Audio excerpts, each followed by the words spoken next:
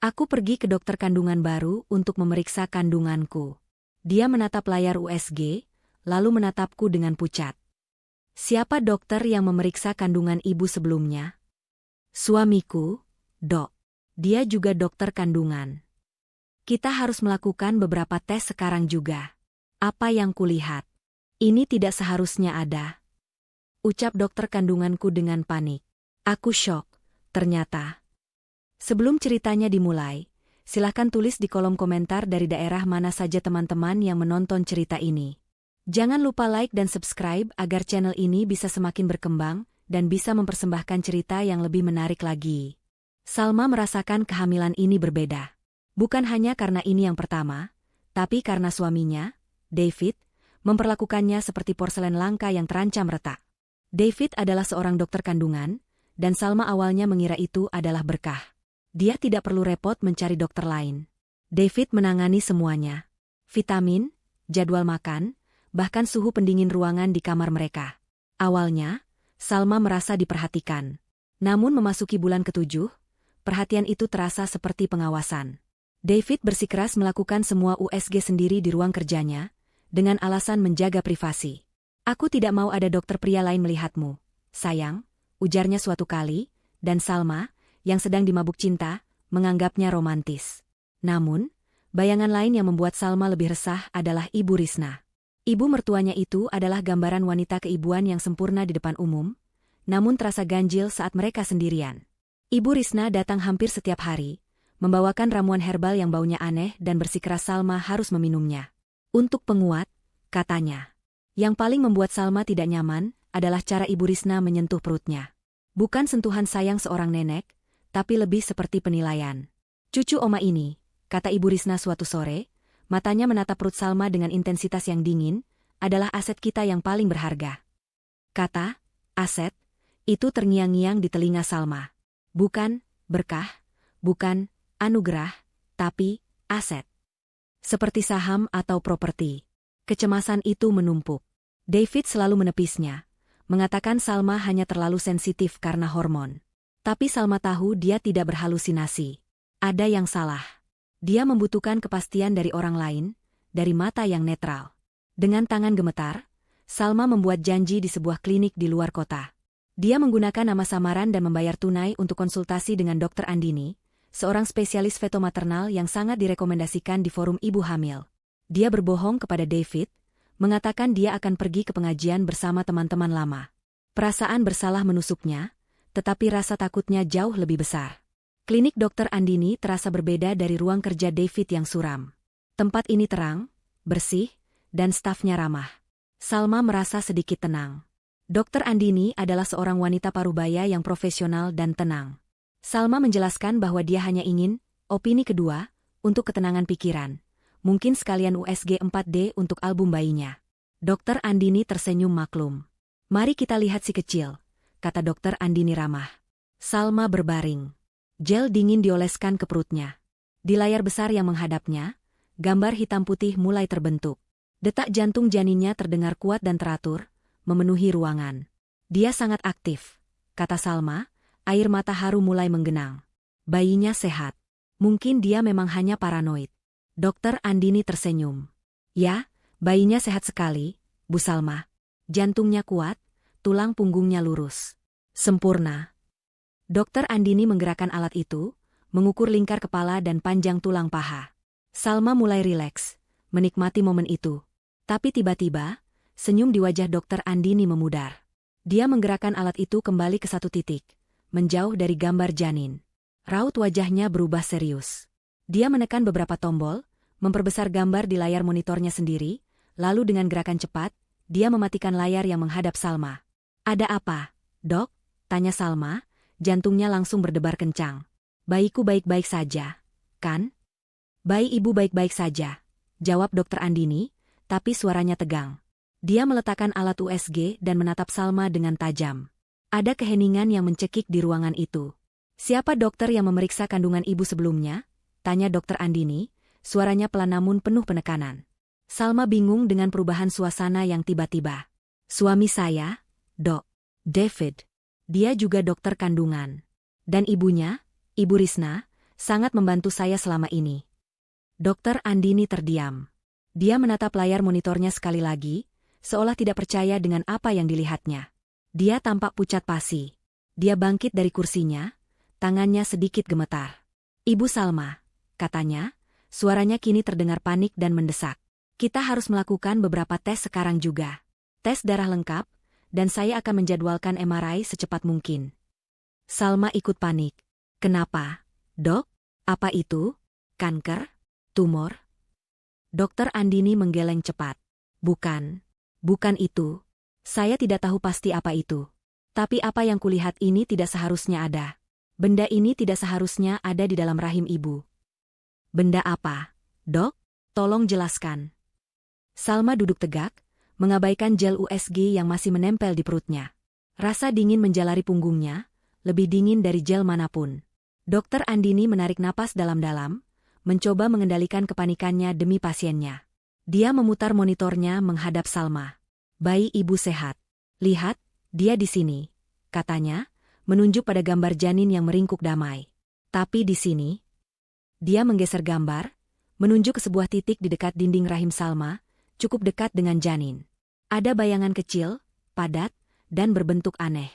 Bentuknya sangat presisi, hampir seperti kapsul logam kecil, sangat kontras dengan jaringan biologis di sekitarnya. "Itu apa itu?" bisik Salma ngeri. "Itu masalahnya." "Saya tidak tahu," kata Dokter Andini jujur. "Ini jelas bukan bagian dari anatomi ibu. Ini bukan alat medis yang saya kenali.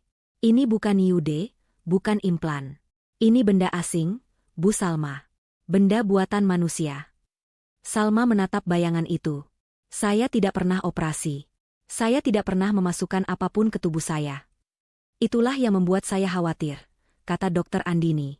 Dia mematikan mesin USG. "Suami Anda, David. Dia dokter kandungan. Tidak mungkin dia melewatkan ini saat USG. Benda ini cukup jelas terlihat jika Anda tahu apa yang harus dicari." Kata-kata itu menghantam Salma.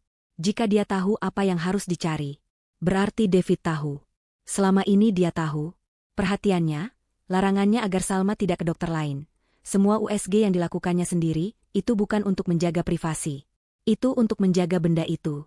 "Saya butuh sampel darah Anda," kata Dokter Andini, sudah beralih ke mode profesional. "Saya ingin memeriksa penanda inflamasi atau jika ada logam berat yang terlepas ke aliran darah Anda. Dan kita harus melakukan MRI. Tapi kita harus sangat berhati-hati." Dokter Andini menatap mata Salma. "Ibu tidak boleh memberitahukan ini kepada suami Anda. Atau ibu mertua Anda." "Tapi kenapa?" "Karena jika suami Anda tahu tentang ini dan menyembunyikannya dari ibu, maka ibu mungkin dalam bahaya besar. Saya tidak tahu apa tujuan benda ini. Tapi benda ini ditanam di sana dengan sengaja. Kita harus menganggap ini skenario terburuk." Dokter Andini mengatur jadwal MRI untuk Salma di rumah sakit lain di bawah nama yang berbeda, dengan alasan konsultasi gizi lanjutan. Dia mengambil darah Salma dan menyuruhnya pulang. "Bersikaplah seolah tidak terjadi apa-apa," pesan dokter itu. "Amati suami Anda. Dengarkan. Jangan tunjukkan ketakutan Anda."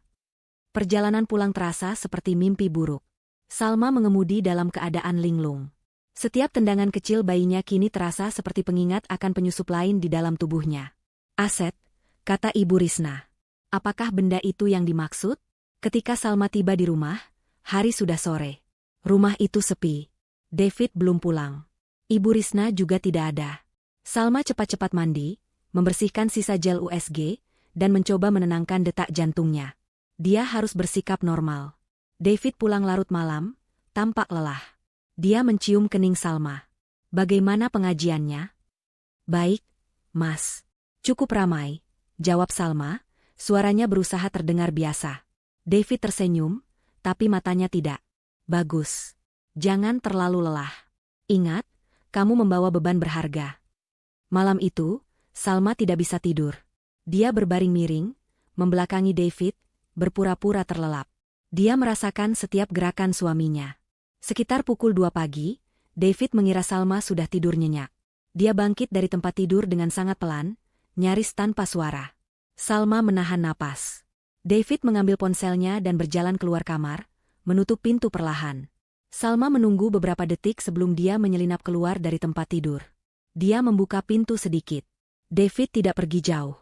Dia berdiri di ruang kerja pribadinya di lantai atas, yang pintunya sedikit terbuka. Salma bisa mendengar suaranya, berbisik namun terdengar tegang. Dia ke dokter lain, Bu, bisik David. Jantung Salma berhenti berdetak. Ya, hanya USG 4D murahan. Dia bilang ingin lihat wajah bayinya. Tidak, dia tidak curiga. Dia terlalu bodoh untuk curiga. Ada jeda, David mendengarkan orang di seberang telepon. Salma tahu persis siapa itu. Ibu Risna. Tentu saja aku sudah memeriksanya tadi malam saat dia tidur. Lanjut David, suaranya kini terdengar kesal. Tenang saja. Posisi objek masih aman. Kehamilan ini tidak menggesernya. Semuanya stabil. Jeda lagi. Iya, Ibu. Aku tahu. Aku yang akan mengeluarkannya saat persalinan nanti. Semuanya akan terlihat seperti komplikasi normal. Setelah itu, kita bisa urus sisanya. David tertawa pelan. Tentu saja. Dokumen warisan Pak Santoso masih aku pegang. Tidak akan ada yang berubah. Semuanya berjalan sesuai rencana Ibu. Salma membekap mulutnya agar teriakannya tidak keluar. Objek. Persalinan. Dokumen warisan Pak Santoso. Ayahnya. Ini semua terhubung dengan almarhum ayahnya. Suaminya, David, dan ibu mertuanya, Ibu Risna, berkonspirasi melawannya. Dan kunci dari semua ini ada di dalam rahimnya, tepat di sebelah bayinya yang belum lahir. Salma merangkak kembali ke tempat tidur. Tubuhnya sedingin es, meskipun udara di kamar terasa pengap. Dia menarik selimut hingga ke dagu, matanya terpaku pada pintu yang tertutup rapat. Di baliknya, di ruang kerja, suaminya baru saja mengonfirmasi ketakutan terburuknya. Dia bukan hanya suami yang tidak setia. Dia adalah seorang konspirator, seorang pembohong, dan mungkin seorang calon pembunuh. Dan dia bekerja untuk ibunya. Dokumen warisan Pak Santoso. Ayahnya. Apa hubungannya ini semua dengan ayahnya yang sudah lama meninggal? Pak Santoso adalah seorang pengusaha yang sukses, tapi dia tidak pernah pamer kekayaan. Dia hidup sederhana, dan Salma selalu mengira warisan yang dia terima hanyalah rumah ini dan dana pendidikan yang cukup. Jelas, dia salah besar. Salma memaksa dirinya untuk bernapas secara teratur. Dia tidak bisa membiarkan David tahu dia sudah bangun. Ketika David kembali ke kamar 15 menit kemudian, dia bergerak tanpa suara, seperti predator. Salma bisa merasakan berat tubuh David saat kembali berbaring. Dia bisa merasakan napas suaminya di tengkuknya, teratur dan tenang. Dia sedang tidur di sebelah monster, dan monster itu tidur nyenyak. Pagi datang dengan teror yang baru. Bagaimana dia bisa bersikap normal? Bagaimana dia bisa membiarkan David menyentuhnya, memberinya vitamin, atau tersenyum padanya? Tapi dia harus. Hidupnya dan hidup bayinya bergantung pada hal itu. Dia tersenyum saat sarapan, menelan vitamin yang diberikan David, lalu diam-diam memuntahkannya saat dia di kamar mandi. Dia harus keluar dari rumah. Dia butuh jawaban. Satu-satunya orang yang mungkin tahu sesuatu adalah Bibi Santi, adik dari almarhumah ibunya. Bibi Santi adalah wanita yang sederhana dan penakut, dan dia selalu menjaga jarak dari Salma setelah Pak Santoso meninggal. Salma selalu mengira itu karena Bibi Santi tidak nyaman dengan kekayaan mereka. Sekarang, Salma curiga itu karena Bibi Santi tahu sesuatu. Salma menunggu David pergi ke rumah sakit. Aku mungkin pulang telat. Ada operasi, kata David, mencium keningnya. Salma menahan keinginan untuk menghapus bibirnya dari kulitnya. Begitu mobil David menghilang, Salma bergegas. Dia tidak berani membawa ponselnya, takut David melacaknya. Dia mengambil kunci mobilnya dan melaju ke rumah Bibi Santi di pinggiran kota. Rumah itu kecil, tamannya terawat, kontras dengan rumahnya sendiri yang besar dan dingin. Bibi Santi terkejut melihat Salma di depan pintunya, apalagi dengan perut buncit. Salma, ya Tuhan, kamu ada apa? Bibi, aku harus bicara. Ini sangat penting. Bibi Santi membawanya masuk, membuatkannya teh dengan tangan gemetar. Kamu terlihat pucat. Nak, apa David menyakitimu? Salma tidak menyangka pertanyaan itu. Bibi tidak suka David. Bibi Santi membuang muka. Bukan begitu. Hanya saja, cara dia memandangmu. Seperti ayahnya memandang ibunya dulu. Salma bingung, tapi dia tidak punya waktu. Bey, aku tidak punya banyak waktu. Aku harus tahu sesuatu tentang ayah. Dan tentang seorang wanita bernama Risna. Teh di cangkir Bibi Santi bergetar hebat hingga tumpah. Dia meletakkan cangkir itu dengan bunyi keras. Wajahnya pucat pasi, lebih pucat dari Salma. Kenapa kamu sebut nama itu? Bisiknya, matanya membesar ketakutan. Kamu tidak boleh dia ibu mertuamu. Itu sebabnya aku di sini, Bey. Tolong. Ibu Risna adalah ibu David. Apa yang Bibi tahu? Bibi Santi mulai menangis, tangisan pelan yang tertahan. Jauhi wanita itu, Salma. Jauhi dia. Aku tidak bisa, Bey. Aku tinggal bersamanya. Dia ibu suamiku. Tolong beritahu aku. Bibi Santi menarik napas gemetar.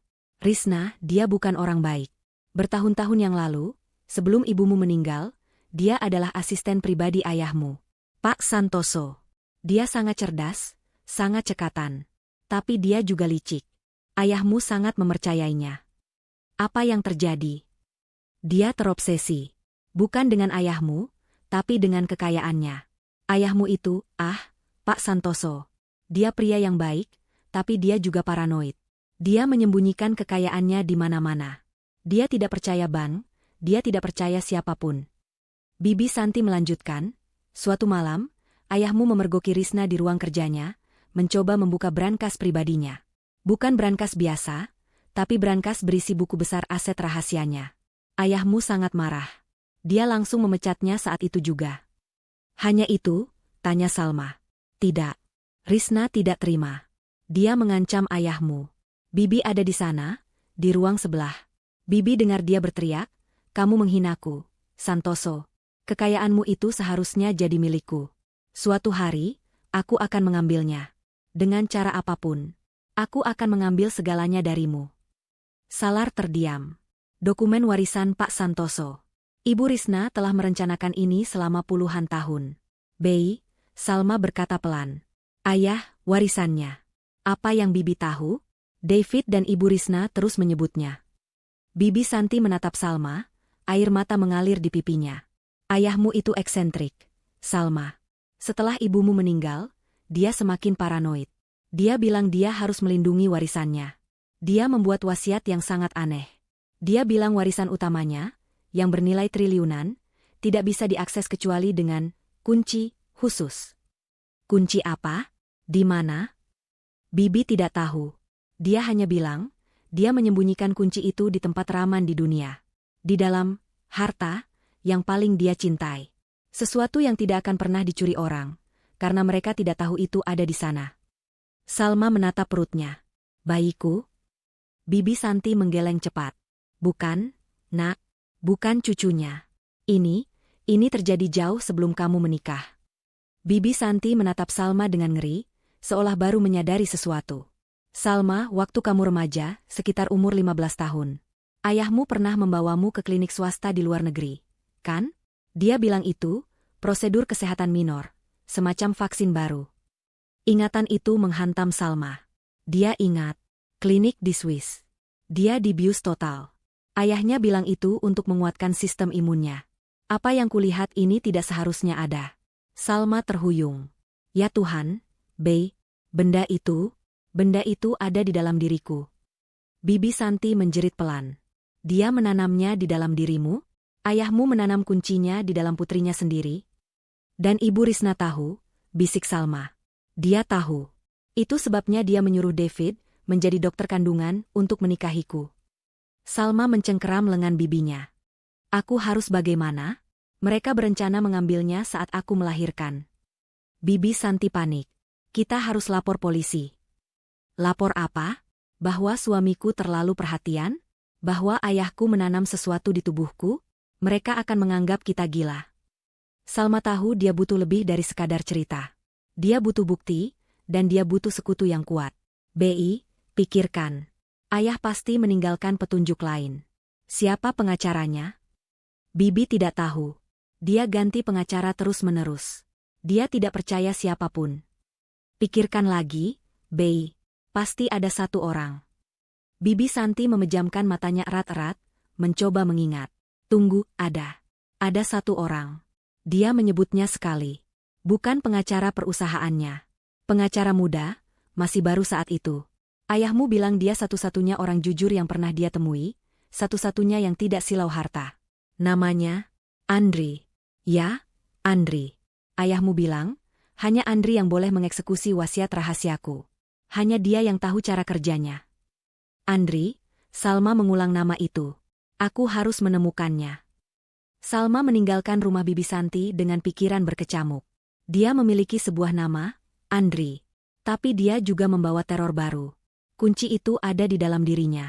Ayahnya sendiri yang menempatkannya di sana, menjadikannya berangkas berjalan, target bagi siapapun yang cukup serakah untuk menginginkan kekayaannya. Dan kini, serigala itu sudah ada di dalam rumahnya. Dia harus kembali ke rumah sebelum David curiga. Dia harus bersikap normal. Tapi sebelum pulang, dia mampir ke sebuah toko kecil dan membeli ponsel murah sekali pakai. Dia tidak akan mengambil risiko.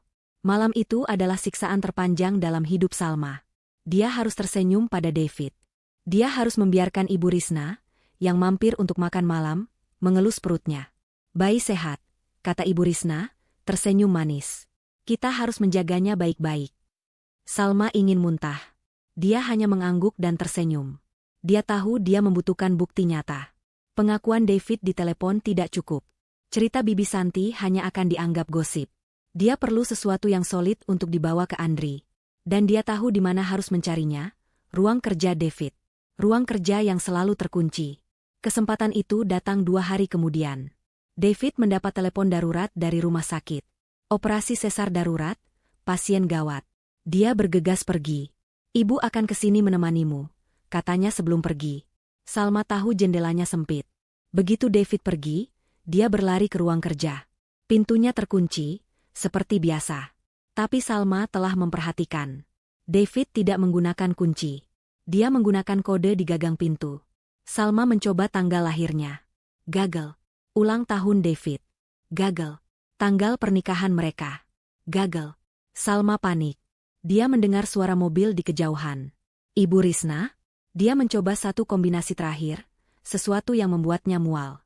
Tanggal perkiraan kelahiran bayinya. Klik. Pintunya terbuka. Sakitnya pengkhianatan itu begitu dalam. Dia menggunakan bayi mereka sebagai kunci. Ruangan itu dingin dan rapi. Di dinding, di balik lukisan pemandangan yang suram, Salma tahu ada brankas.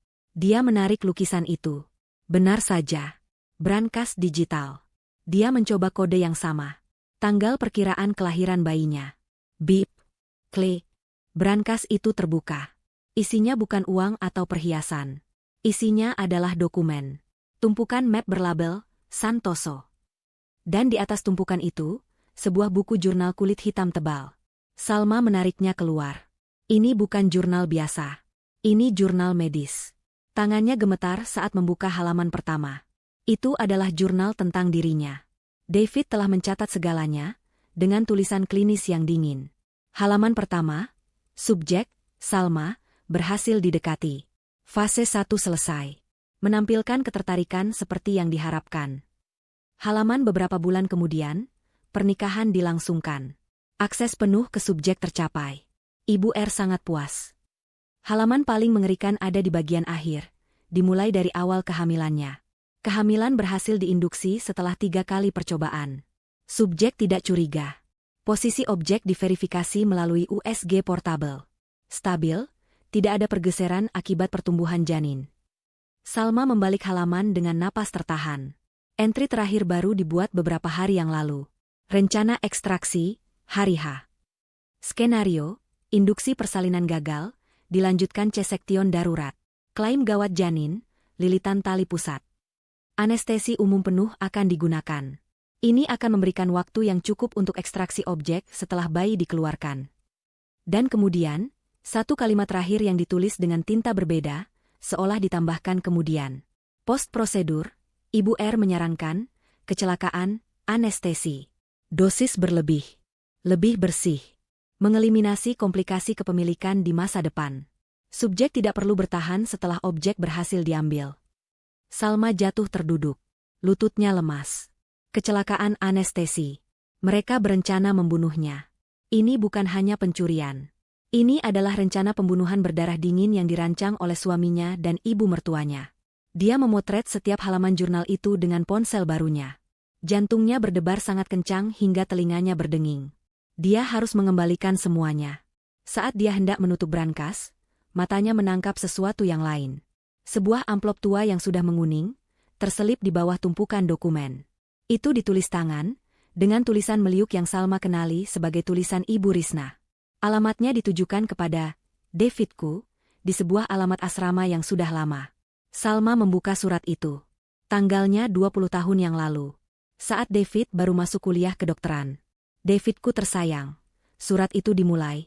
Ibu tahu biayanya mahal, tapi ini sepadan. Ayahmu si pengecut itu tidak akan mengerti. Tapi kita berdua tahu apa yang kita perjuangkan. Kekayaan Santoso seharusnya menjadi milik kita. Dia menghinaku, memecatku, memperlakukanku seperti sampah hanya karena aku menginginkan apa yang seharusnya menjadi hakku. Sekarang dengarkan ibu baik-baik. Aku sudah menemukan rahasianya. Pria bodoh itu, Santoso, dia menanam kunci kekayaannya di dalam putrinya, si Salma. Gadis kecil bodoh itu. Ini adalah takdir, David. Kamu harus menjadi dokter. Bukan dokter bedah. Bukan dokter anak. Kamu harus menjadi dokter kandungan. Hanya itu satu-satunya jalan. Kamu akan menjadi yang terbaik. Kamu akan membuatnya jatuh cinta padamu. Kamu akan menikahinya, menghamilinya, dan kamu akan mengambil apa yang seharusnya menjadi milik kita. Jangan kecewakan ibu, nak. Jangan jadi seperti ayahmu. Lakukan ini untuk ibu. Lakukan ini untuk masa depan kita. Semua pengorbanan ini akan terbayar. Salma menatap surat itu, ngeri. Ini bukan rencana baru. Ini adalah skenario yang telah ditulis Ibu Risna puluhan tahun lalu. David bukan hanya seorang suami yang jahat. Dia adalah pion. Senjata yang ditempa oleh ibunya selama 20 tahun, diarahkan lurus ke jantung Salma. Tiba-tiba, Salma mendengar suara kunci di pintu depan. Klik, cekrek. Ibu Risna telah tiba. Lebih awal dari yang David katakan. Salma panik. Dia cepat-cepat memasukkan surat dan jurnal kembali ke brankas, menutupnya, dan mengembalikan lukisan itu. Dia berlari keluar dari ruang kerja, mengunci pintu dengan kode yang sama. Dia tiba di ruang tamu, terengah-engah, tepat saat Ibu Risna melangkah masuk, membawa kantong belanjaan. Loh, Salma, kata Ibu Risna, senyum manisnya merekah. Kenapa kamu terengah-engah begitu, sayang? Seperti habis lari saja. Salma menelan ludah, memaksakan senyum di wajahnya yang kaku. Tangannya gemetar hebat di belakang punggungnya. Ah, tidak, Ibu, kata Salma, suaranya terdengar asing di telinganya sendiri. Hanya tadi tiba-tiba mengidam sesuatu yang asam. Baru saja mau ke dapur. Tumben Ibu cepat sekali kesininya. Napas Salma tercekat di tenggorokannya. Ibu Risna berdiri di ruang depan, senyumnya seperti topeng porselen yang ramah. Ibu bawakan sup ayam kesukaanmu, katanya, mengangkat kantong belanjaan. Terima kasih, Ibu, jawab Salma, suaranya nyaris tak terdengar. Dia bisa merasakan tatapan Ibu Risna, menguliti setiap gerakannya, mencari tanda-tanda kegelisahan. Tangan Salma, yang masih mencengkeram ponsel murah di saku daster, terasa basah oleh keringat. Dia harus bersikap normal. Dia tahu dia kehabisan waktu. Jurnal David dan surat Ibu Risna adalah bukti kejahatan yang sempurna. Tetapi bukti itu tidak ada gunanya jika dia mati di meja operasi. Dia harus keluar dari rumah ini. Tapi bagaimana? Ibu Risna sekarang seperti bayangan. Mengikutinya dengan alasan, membantu, menginap di kamar tamu, mengawasi setiap suap makanan yang masuk ke mulut Salma. Salma tahu dia tidak bisa lari begitu saja.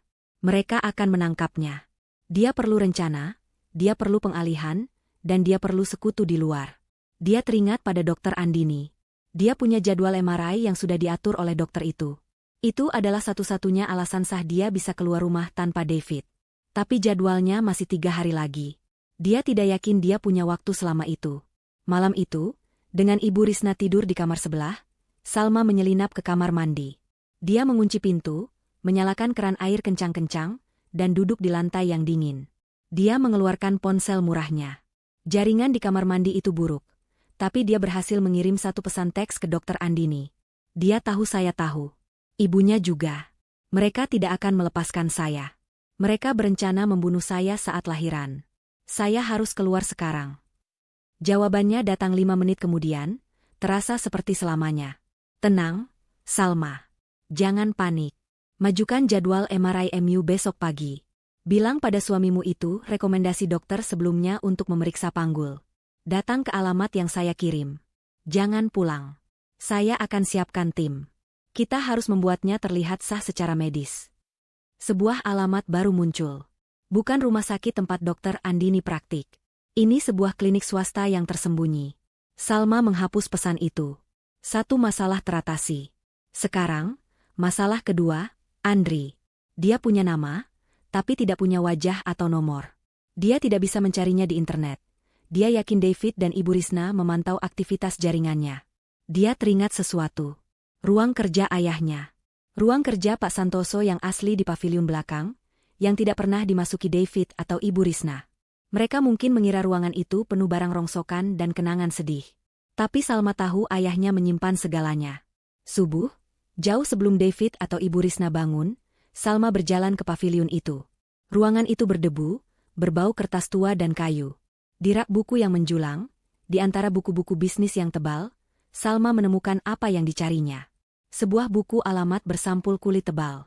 Dia membukanya dengan tangan gemetar. Di bawah huruf A, dia menemukannya. Andri Urekan, firma hukum. Ada nomor telepon kantor dan nomor pribadi. Salma memotret nomor itu dengan ponsel murahnya. Tiba-tiba, dia mendengar suara langkah kaki di lorong. Jantungnya melompat ke tenggorokan. Salma, sayang. Suara David. Sedang apa kamu di sini pagi-pagi buta? Tempat ini berdebu, tidak baik untuk bayinya. Salma cepat-cepat menyembunyikan ponsel di punggungnya. Hanya kangen ayah, bisiknya, menggunakan kebenaran sebagai kebohongan. Tiba-tiba ingin melihat barang-barangnya. David menatapnya sejenak, tatapan klinisnya menimbang-nimbang. Lalu dia tersenyum, senyum palsu yang kini sangat Salma kenali. Ayo, kembali ke tempat tidur. Kamu harus istirahat. Ingat, besok kamu ada jadwal MRI, kan? Kamu bilang sendiri tadi malam. Salma terkejut. Ah iya, Mas. Untuk memeriksa panggul. Dokter sebelumnya bilang itu penting. Tentu, kata David. Ide bagus. Ibu akan mengantarmu. Aku ada operasi penting besok, tidak bisa dibatalkan. Darah Salma serasa membeku. Ibu Risna akan mengantarnya. Ini bencana. Rencana pelariannya hancur. Dia tidak akan bisa kabur jika ada Ibu Risna. Tapi Salma mengangguk.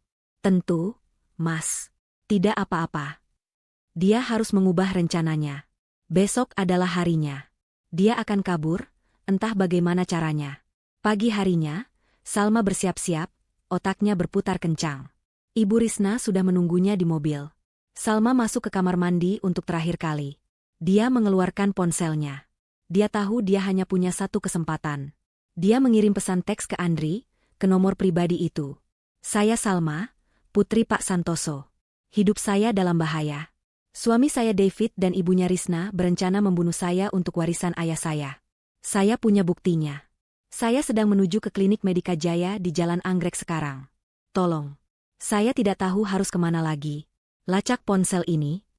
Dia mengirimkannya, lalu mematikan ponsel itu dan menyembunyikannya di dalam sepatunya. Perjalanan ke klinik terasa mencekam. Ibu Risna terus mengoceh tentang betapa bahagianya dia akan segera memiliki cucu. Salma hanya mengangguk. Jantungnya berdebar sangat keras hingga dia takut Ibu Risna bisa mendengarnya. Mereka tiba di klinik. Tempat itu kecil dan sepi. Jauh berbeda dari rumah sakit. Ibu Risna menatap gedung itu dengan curiga. Kenapa di sini?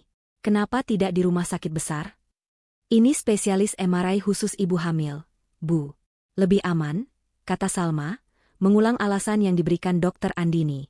Salma masuk. Seorang perawat menyambutnya. Ibu Salma, silakan ganti baju. Ibu mertua bisa menunggu di sini. Saya akan ikut, kata Ibu Risna tajam.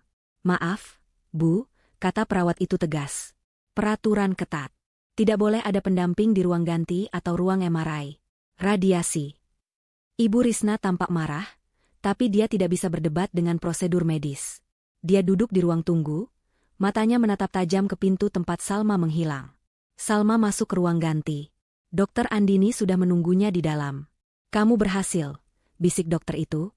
Dia di luar. Dia tidak akan membiarkan saya pergi, kata Salma panik. Kamu tidak akan pergi lewat depan, kata Dokter Andini. Dia menunjuk ke sebuah pintu lain di belakang lemari. Itu pintu keluar staf. Mobil sudah menunggu. Sekarang, berikan aku ponselmu. Aku meninggalkannya di rumah. Bagus. Sekarang cepat. Kita hanya punya waktu 15 menit sebelum dia mulai curiga. Salma baru saja akan melangkah ketika alarm kebakaran di klinik itu berbunyi nyaring. Asap tipis mulai memenuhi koridor. Teriakan panik terdengar dari ruang tunggu. Pintu ruang ganti didobrak terbuka. Bukan Dokter Andini. Itu Ibu Risna. Matanya menyala penuh amarah. Mau lari kemana kamu, pengkhianat kecil? Desis Ibu Risna. Dia pasti menarik alarm itu sendiri. Dokter Andini mencoba menghalangi. Ibu, apa yang Ibu lakukan? Ini rumah sakit. Ibu Risna mendorong Dokter Andini ke dinding. Diam. Ini urusan keluargaku. Dia mencengkeram lengan Salma. Kamu pikir kamu pintar? Kamu tidak akan pernah bisa lari dariku. David sudah menunggu di mobil belakang. Kami tahu kamu akan mencoba sesuatu. Semua ini adalah jebakan. David tidak pernah ada operasi. Mereka tahu dia akan lari. Mereka menjebaknya. Kita akan melakukan operasinya sekarang, kata Ibu Risna, menyeret Salma yang meronta-ronta menyusuri koridor belakang. Lepaskan saya. Tolong.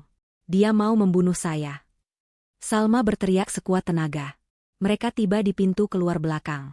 Sebuah van hitam, bukan ambulans, sudah menunggu. David berdiri di sampingnya, wajahnya dingin dan tanpa emosi. Dia memegang sesuatu. Kain. Obat bius.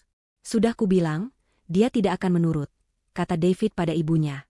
Mereka berdua memegangi Salma. Salma melawan, menendang, dan menggigit. Tapi dia kalah kuat. David mulai membekapkan kain itu ke wajahnya. Hentikan. Sebuah suara yang tenang namun penuh wibawa memecah kekacauan. David dan Ibu Risna membeku. Di ujung gang, berdiri seorang pria yang tampak tenang dalam setelan jas yang rapi. Dia tidak sendirian. Di belakangnya berdiri dua petugas polisi berseragam. Siapa kamu? Bentak David, masih memegangi Salma. Saya Andri, kata pria itu. Saya pengacara yang mewakili aset almarhum Pak Santoso. Dan klien saya, dia menunjuk Salma, baru saja memberitahu saya bahwa Anda berdua mencoba menculiknya. Ibu Risna tertawa. Omong kosong. Ini istri putraku. Dia sedang histeris. Dia sakit. Mungkin, kata Andri. Tapi, sakitnya kebetulan mengirimkan saya salinan lengkap jurnal medis ini. Andri mengangkat ponselnya, menampilkan foto-foto halaman jurnal David yang telah Salma kirimkan. Dan juga salinan surat perencanaan pembunuhan yang Anda tulis 20 tahun lalu, Ibu Risna. Wajah David dan Ibu Risna berubah menjadi pucat pasi. Kami menerima telepon dari Ibu Salma, lanjut Andri, dan kami melacak panggilannya. Tapi kami juga menerima paket darurat dari Dokter Andini, berisi semua bukti medis, termasuk hasil MRI dari objek di rahim klien saya. Dokter Andini melangkah keluar dari belakang polisi, wajahnya tegang tapi penuh tekad. David, kata Andri, suaranya kini sedingin es. Sebagai dokter, Anda tahu apa itu malpraktik. Tapi sebagai konspirator, Anda baru saja melakukan kesalahan fatal. Anda menuliskan semuanya. Kedua petugas itu melangkah maju. David, Ibu Risna, Anda ditahan atas dugaan percobaan pembunuhan, perencanaan penculikan, dan konspirasi melakukan penipuan. David melepaskan Salma. Dia tahu ini sudah berakhir. Tapi Ibu Risna tidak. Dengan teriakan seperti binatang buas, dia menerjang Salma, tidak peduli lagi pada bayi atau kunci. Jika aku tidak bisa memilikinya, kamu juga tidak. Tapi dia terlambat. Polisi sudah menangkapnya. David hanya berdiri diam, dikalahkan oleh kesombongannya sendiri. Salma terhuyung. Dia nyaris jatuh. Andri menangkapnya. Ibu Salma, katanya lembut. Saya Andri, pengacara ayah Anda. Mulai sekarang, Anda aman. Salma menatap pria itu, lalu ke Dokter Andini. Sekutunya telah datang. Dia berhasil. Tepat pada saat itu, dia merasakan sakit yang luar biasa di perutnya. Bukan karena cengkeraman Ibu Risna. Ini berbeda. Dia menatap Dokter Andini dengan mata ngeri. Dok, sepertinya air ketubanku pecah. Salma mencengkeram perutnya. Rasa sakit yang tajam, yang tidak ada hubungannya dengan ketakutan, baru saja merobek tubuhnya. Air ketuban membanjiri kakinya, membasahi lantai gang yang kotor. Bayinya akan lahir. Sekarang. Di tengah kekacauan penangkapan suaminya. Ibu Risna, yang sedang diborgol, melihat genangan air di kaki Salma. Matanya yang penuh kebencian tiba-tiba berubah menjadi fokus yang mengerikan. Bayinya, pekiknya, kuncinya. Dia akan lahir. Dia mulai meronta-ronta dengan kekuatan yang tidak manusiawi, menyeret petugas yang memegangnya. David, ambil bayinya.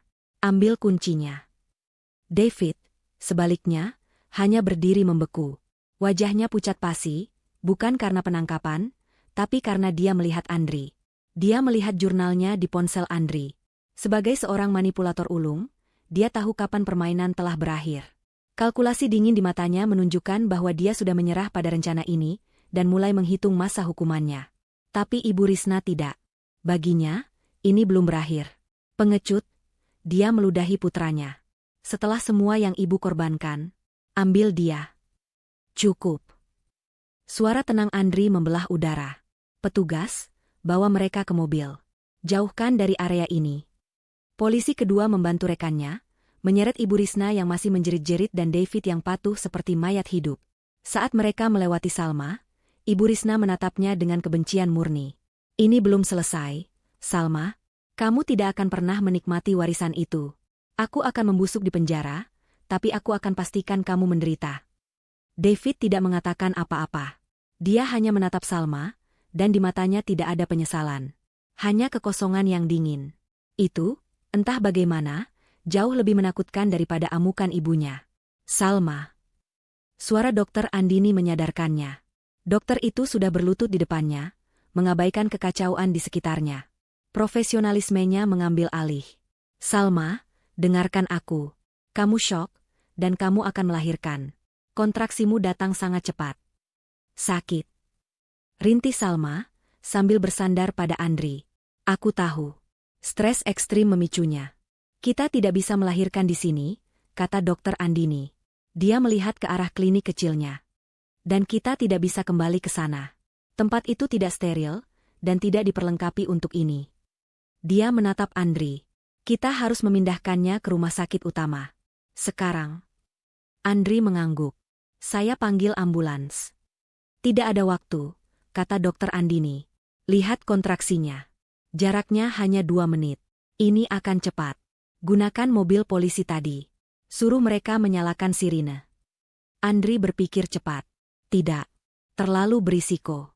Kita tidak tahu apakah mereka punya orang lain di luar sana. Kita akan pakai mobil saya. Itu mobil anti peluru. Peninggalan ayahmu, katanya kepada Salma, dengan sedikit senyum getir.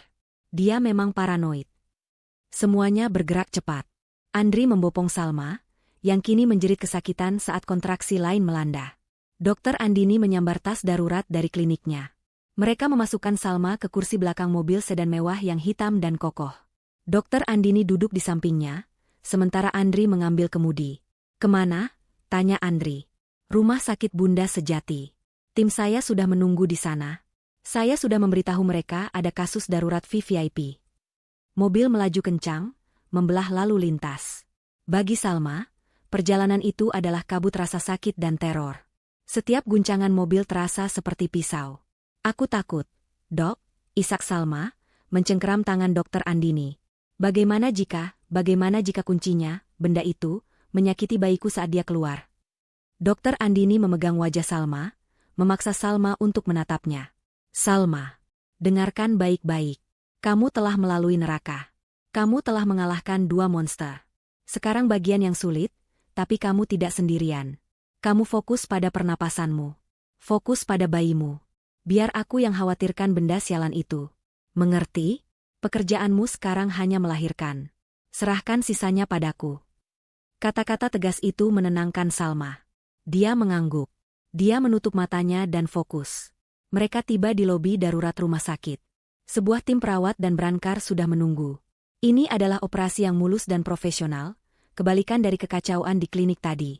Salma langsung dilarikan ke ruang bersalin privat yang sudah disiapkan. Andri berdiri di luar pintu, berkoordinasi dengan keamanan rumah sakit. Tidak ada yang boleh masuk ke lantai itu tanpa izinnya. Salma dipasangi monitor. Detak jantung bayinya kuat, tapi kontraksinya sangat hebat. Dokter Andini memeriksa Salma. Pembukaan lengkap, Salma. Tubuhmu tahu apa yang harus dilakukan. Kamu siap mendorong sekarang. Salma menatap Dokter Andini. Dia aman dari David. Dia aman dari Ibu Risna. Sekarang, Dia hanya perlu menghadapi tantangan terakhir yang telah ditanamkan ayahnya di dalam rahimnya puluhan tahun lalu. Dorong, Salma. Dorong. Suara Dokter Andini menjadi satu-satunya pegangan Salma di tengah lautan rasa sakit. Salma mengerahkan seluruh sisa tenaganya, tubuhnya melengkung di atas tempat tidur. Ruang bersalin itu penuh dengan aktivitas yang terfokus. Seorang perawat menyeka keringat di dahinya, yang lain memantau detak jantung janin. Aku tidak bisa lagi. Bisik Salma, kehabisan napas. Kamu bisa. Aku sudah melihat kepalanya. Sekali lagi, Salma. Dorongan terkuatmu. Salma menarik napas dalam-dalam, mengabaikan rasa perih dan tekanan yang luar biasa, dan mendorong dengan jeritan yang seolah merobek jiwanya. Dan kemudian, tiba-tiba, semua tekanan itu hilang. Digantikan oleh suara tangisan yang nyaring, kuat, dan penuh kehidupan. Dia lahir. Seru perawat. Salma terkulai lemas, air mata kelegaan mengalir di pipinya. Dia berhasil. Bayinya selamat. Bayi laki-laki yang sehat. Salma, kata Dokter Andini, suaranya lembut untuk pertama kalinya. Dokter itu dengan cekatan mengurus tali pusat sebelum menyerahkan bayi yang masih berselaput itu kepada tim perawat anak. Dia sempurna. Salma menangis tanpa suara. Dia menatap tim perawat yang membersihkan putranya. Putranya yang telah menjadi alasan dia berjuang. Tapi Dokter Andini belum selesai. Wajahnya kembali serius. Dia menatap Salma. Salma, bayimu aman. Sekarang, kita selesaikan ini. Jangan bergerak. Plasenta akan segera keluar, dan aku harus memeriksa benda itu. Salma mengangguk, terlalu lelah untuk berbicara.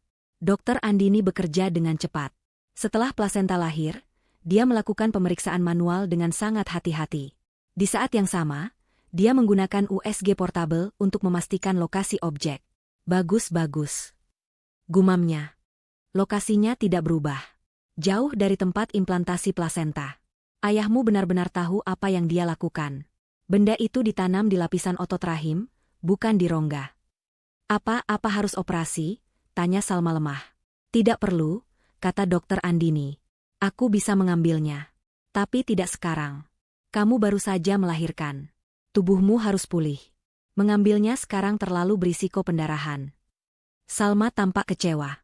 Jadi, benda itu masih di dalam. Untuk saat ini, kata Dokter Andini. Tapi itu tidak aktif. Itu tidak berbahaya bagimu. Tiba-tiba, dokter itu berhenti. Dia menatap layar USG lagi. Tunggu, ini aneh. Apa? Salma kembali panik. Benda itu, sepertinya ada lampu kecil di dalamnya. Berkedip. Sangat redup. Dokter Andini memperbesar gambar. Ya Tuhan, benda ini aktif. Kelahiran bayimu, DNA bayimu pasti memicunya. Saat itu, pintu ruang bersalin terbuka. Andri masuk, diikuti oleh 2 petugas keamanan rumah sakit. Dia tampak mendesak. Salma, dokter. Maaf mengganggu. Tapi saya baru saja mendapat telepon dari Bank Sentral Swiss, kata Andri, tampak bingung sekaligus tegang. Apa? Wasiat Pak Santoso baru saja tereksekusi secara otomatis. Seluruh asetnya triliunan dolar, baru saja ditransfer ke rekening baru atas nama Salma dan keturunannya. Itu terjadi. Andri melihat jam tangannya. Tepat 3 menit yang lalu. Dokter Andini menatap Andri, lalu menatap Salma, lalu ke layar USG. Tepat saat bayimu lahir. Kelahiran ini adalah kuncinya. Kunci biometrik. Salma menatap putranya, yang kini sudah bersih dan terbungkus selimut, dibawa mendekat oleh perawat. Dia bukan hanya bayinya. Dia adalah pembebasnya. Perawat meletakkan bayi itu di dada Salma. Salma memeluknya erat. Halo, sayang, bisiknya. Andri mendekat, senyum tulus terukir di wajahnya. Selamat, Salma. Anda berhasil. Anda kaya raya, dan Anda memiliki putra yang sehat. Tapi, David dan Ibu Risna, tanya Salma. Mereka sedang diproses. Mereka tidak akan melihat cahaya matahari untuk waktu yang sangat lama, kata Andri. Masih ada satu masalah, kata Dokter Andini, membersihkan peralatannya. Kunci itu, benda itu, masih ada di dalam Salma. Dan sekarang benda itu aktif. Kita tidak tahu apa fungsinya selain memicu transfer.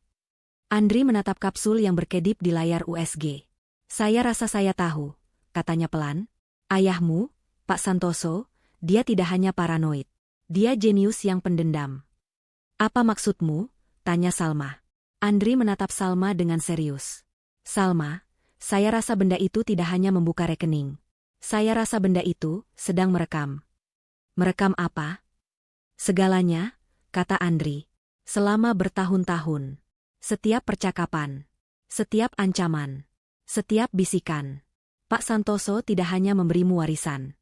Dia memberimu senjata. Dan kita baru saja mengaktifkannya. Prosedur pengangkatan benda itu dilakukan 2 hari setelah Salma melahirkan.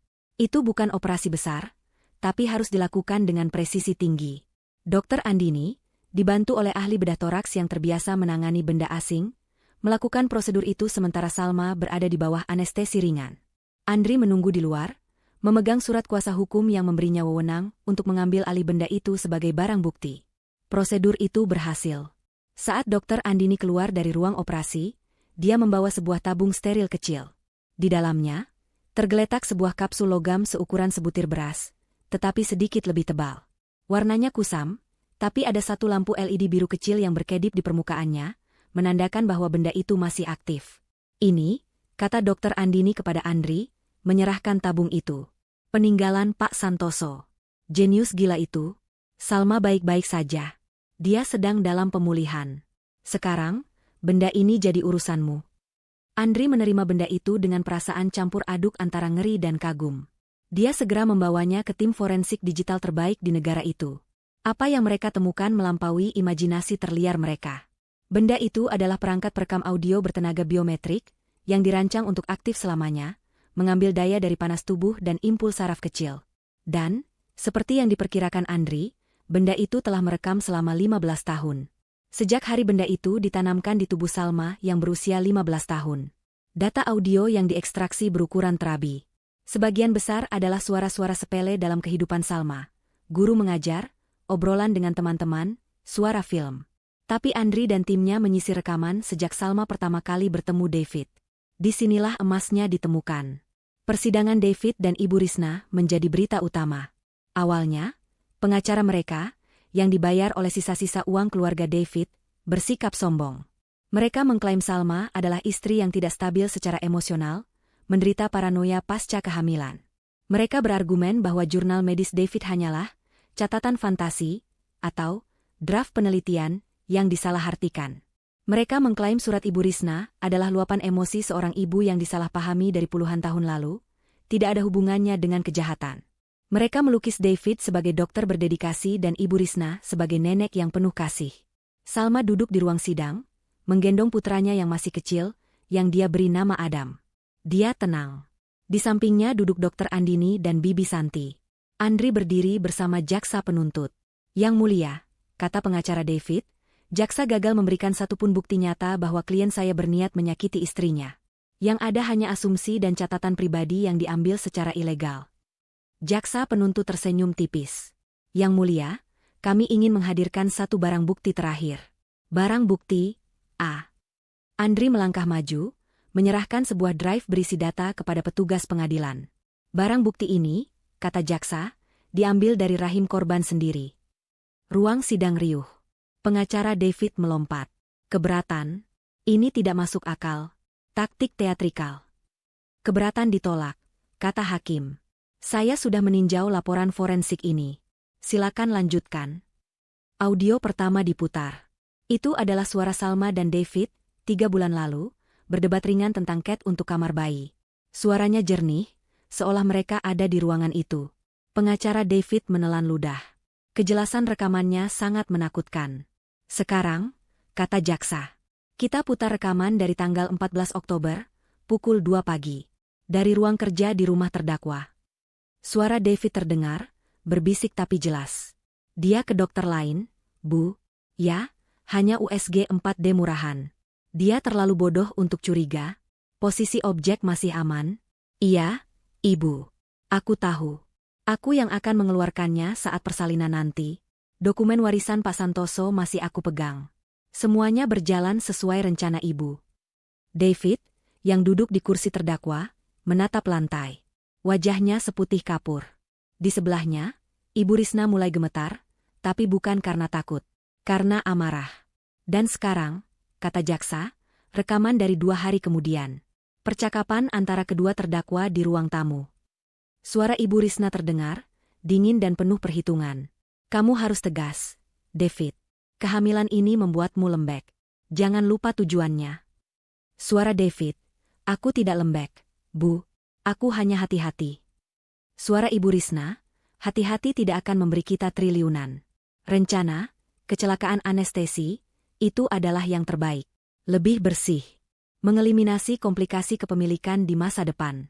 Dia tidak perlu hidup lama setelah kunci itu keluar. Ruang sidang terkesiap kolektif. Seorang juri menutup mulutnya.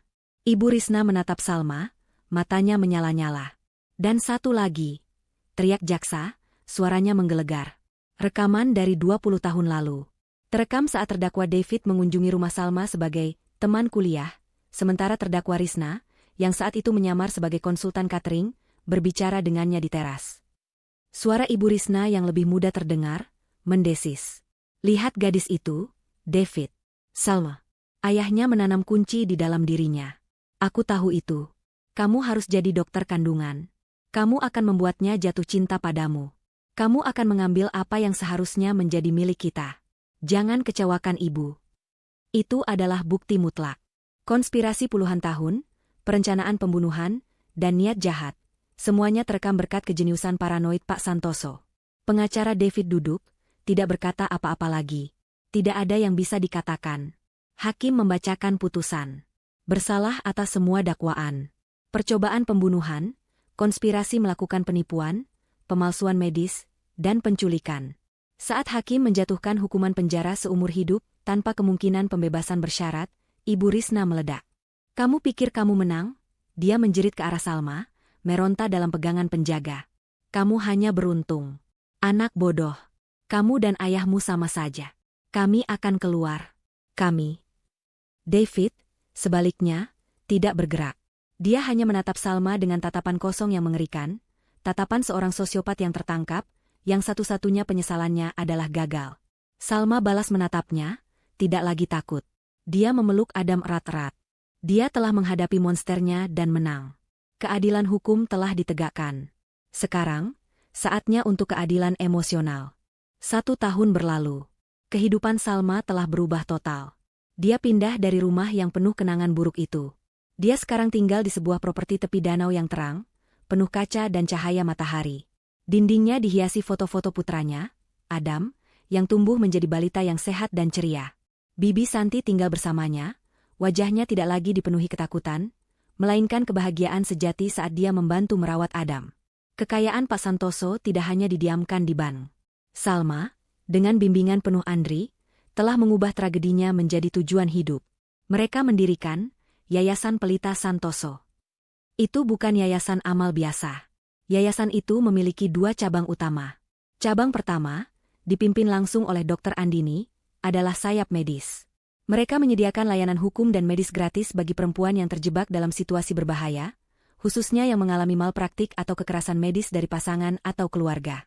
Klinik Dr. Andini kini menjadi fasilitas canggih, melatih dokter lain untuk mengenali tanda-tanda pelecehan yang terselubung. Cabang kedua, yang diurus oleh Andri, adalah sayap hukum. Mereka mengelola seluruh aset Salma dan secara agresif mendanai tuntutan hukum terhadap predator, seperti David dan Ibu Risna. Mereka adalah mimpi buruk bagi para penipu berkedok cinta. Salma sendiri adalah wajah dari yayasan itu. Dia bukan lagi korban yang pemalu. Dia adalah seorang filantropis yang kuat, suaranya tenang namun tegas, advokat bagi mereka yang tidak bisa bersuara. Suatu hari, Salma meminta Andri untuk mengatur sesuatu. Kunjungan ke penjara berkeamanan maksimum. Apa kamu yakin, Salma? Tanya Andri. Kamu tidak perlu melakukan ini. Aku tahu, kata Salma, sambil mengencangkan jilbabnya. Ini bukan untuk mereka. Ini untukku. Ini bab terakhir. Salma dan Andri duduk di ruang kunjungan yang steril, dipisahkan oleh kaca tebal. 2 sosok dengan seragam penjara oranye yang kusam diseret masuk ke sisi lain. Waktu tidak berbaik hati pada Ibu Risna dan David. Mereka menua drastis. Ibu Risna, yang dulu sangat anggun, kini rambutnya beruban tipis dan acak-acakan. Matanya dipenuhi kebencian yang sudah mendarah daging. David tampak lebih buruk. Dia kurus, tatapannya kosong, Sisa-sisa karismanya telah lama luntur, meninggalkannya sebagai cangkang yang menyedihkan. Kabar dari penjara menyebutkan mereka berdua saling membenci, saling menyalahkan atas kegagalan mereka dalam setiap kesempatan. David bahkan tidak mengangkat kepalanya. Tapi Ibu Risna menatap Salma dengan tajam. Salma mengangkat interkom. "Halo, Ibu Risna." "Halo, David." Ibu Risna menyeringai. "Datang untuk pamer. Jalan kecil? Menikmati uang haram ayahmu?" Salma tersenyum tipis. Dia memberi isyarat kepada Andri. Andri mengangkat interkom di sebelahnya. "Selamat pagi. Saya hanya ingin memberitahu Anda berdua bahwa proses perdata telah selesai. Seluruh aset pribadi Anda, rumah Ibu Risna, rekening tabungan David, dana pensiun dokternya, bahkan perabotan di rumah lama Anda, semuanya telah disita untuk membayar ganti rugi." Wajah Ibu Risna mengeras. "Namun," lanjut Andri, "klien saya, Ibu Salma, adalah orang yang sangat murah hati." Mata Ibu Risna sedikit berbinar. Secercah harapan konyol bahwa Salma akan memberi mereka belas kasihan. "Ibu Salma telah menginstruksikan saya," kata Andri, "untuk mentransfer setiap rupiah dari aset sitaan Anda ke cabang terbaru dari Yayasan Pelita Santoso. Kami menyebutnya Dana Risna David untuk korban penipuan medis. Uang Anda akan digunakan untuk membantu orang-orang yang hampir Anda hancurkan. Itu adalah pukulan telak. Itu adalah karma yang sempurna." David akhirnya mengangkat kepalanya, matanya menunjukkan secercah kengerian. Ibu Risna menghantamkan tinjunya ke kaca. "Setan," pekiknya. Salma akhirnya mengangkat interkomnya. Suaranya tenang, memotong jeritan Ibu Risna. "Anda benar soal satu hal, Ibu. Saya memang memiliki aset yang paling berharga." Dia mengeluarkan foto Adam yang tersenyum dari tasnya dan menempelkannya ke kaca. "Ini dia. Sesuatu yang tidak akan pernah bisa Anda sentuh." Dia kemudian menatap David, yang menatap foto itu seolah terhipnotis. "Dan kamu, David," kata Salma pelan. "Kamu seorang dokter. Kamu bersumpah untuk tidak menyakiti. Kamu kehilangan segalanya, bukan karena ayahku, tapi karena kamu lupa sumpahmu sendiri. Kamu gagal sebagai dokter. Kamu gagal sebagai suami. Dan kamu gagal sebagai manusia." Salma berdiri. Dia menatap Ibu Risna untuk terakhir kalinya. "Anda ingin warisan keluarga saya? Sekarang Anda tidak punya apa-apa."